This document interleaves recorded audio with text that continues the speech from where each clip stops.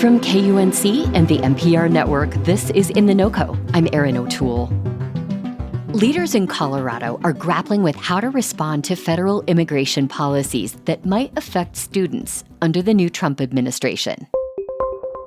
Last week, for example, state lawmakers gave initial approval to a bill that would limit cooperation between federal immigration officials and public schools.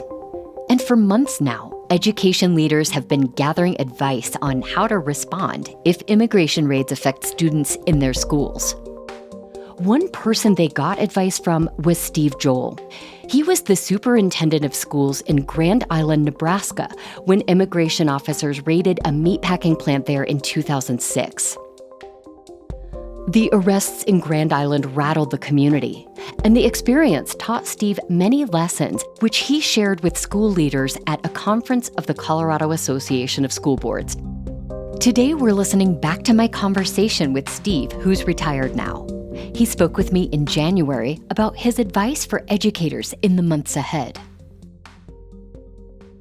The single most important priority for us, for as long as it takes, is our children. And that was my message for superintendents, is that you can't control what may or may not occur.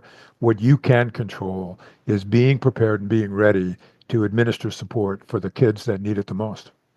The ICE raids in 2006 resulted in about 250 people arrested in Grand Island, which directly impacted dozens of students in your district. When you spoke in Colorado, you described the day of the raid as the longest 24 hours of your career. What stands out to you most as you remember that day? Well, it was the longest 24 hours of my career. What stands out the most is we were able to put a plan in place, and we didn't have any idea how we were going to meet the needs of our children and our families.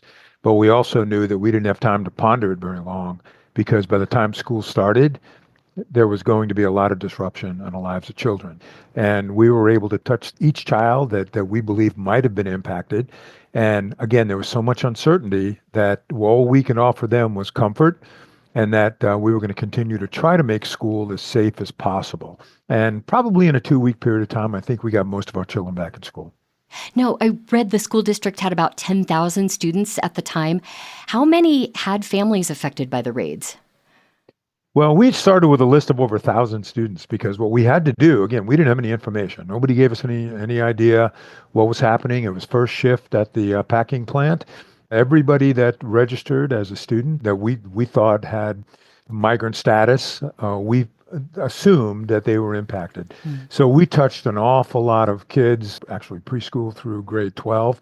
But so many of them had parents that were on second shift or third shift, which, as you could imagine, parents on second and third shift didn't go to work. Yeah. And in fact, they came to get their children very, very rapidly, and to go home and lock their doors and close their curtains. And they didn't trust anybody for quite a while. And I want to dig a little more into some of the advice that you shared with the school leaders that you spoke with recently. One of your big takeaways was to have a message ready for families about how the district is prepared to support their students. What should this message say to the community? Well, what the message should say is we're going to do everything in our power to make sure that schools remain safe. Please keep your kids in school. We don't want that kind of disruption, if at all possible. There are supports through our systems, whether it be social supports or emotional supports or financial supports, and you can access them through our school district.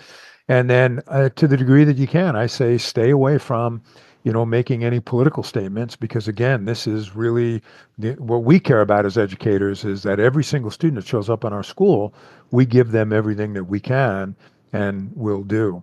And so that was the message really that we did. Now, behind the scenes, we were raising resources. We were trying to get dollars so that we could help displaced students and families. But, at the end of the day, there was just a lot of disruption. And then the other message I had for them, too, is you may have some students who are going to lose both parents, right? They're both going to get detained. And then the question is, how do you relocate them with a trusting family member? I've encouraged superintendents and school board members around the country is do your due diligence, be prepared, know who might be impacted. And then my final message is know this. In the areas of your district that are most impacted, don't forget your teachers and your support staff. They love these children, and it's going to absolutely destroy them when they see that their student is not in school or is exhibiting the kind of hurt that an incident like this will bring about. That's really good to keep in mind.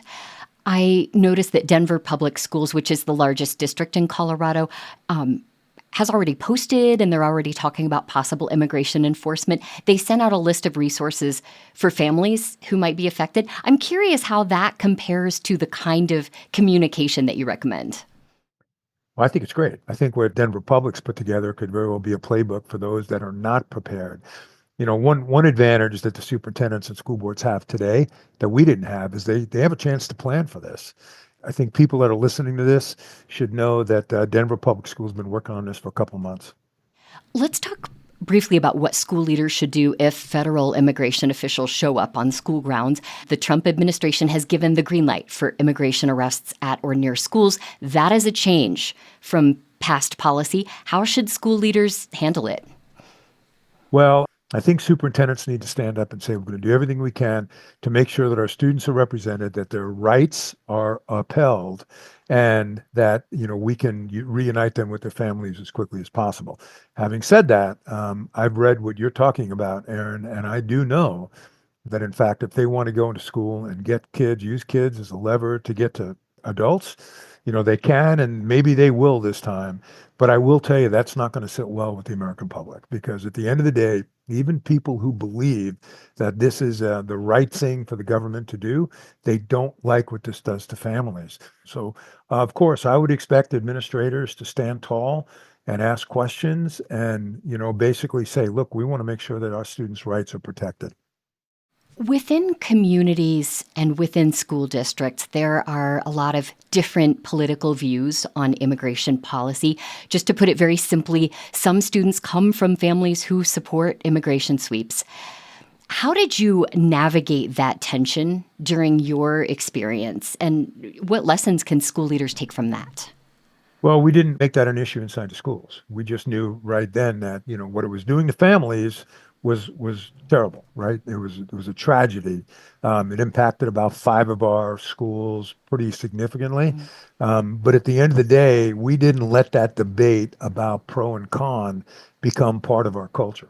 We just basically said, remember our mission. Err on the side of kids. Put kids at the center of everything that you do.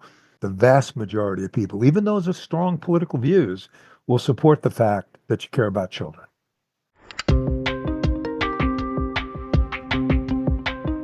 Steve Joel is a former superintendent of schools in Grand Island, Nebraska. I spoke with him in January after he advised Colorado school leaders on how immigration enforcement might affect their students. Find more coverage in our show notes and at KUNC.org. While you're there, check out some recent episodes of In The NoCo. We podcast every interview we publish, so you don't have to miss a minute of the show. And be sure to follow the show for free at your favorite podcast app. That's it today for In The NoCo. I'm Erin O'Toole. Thank you so much for listening.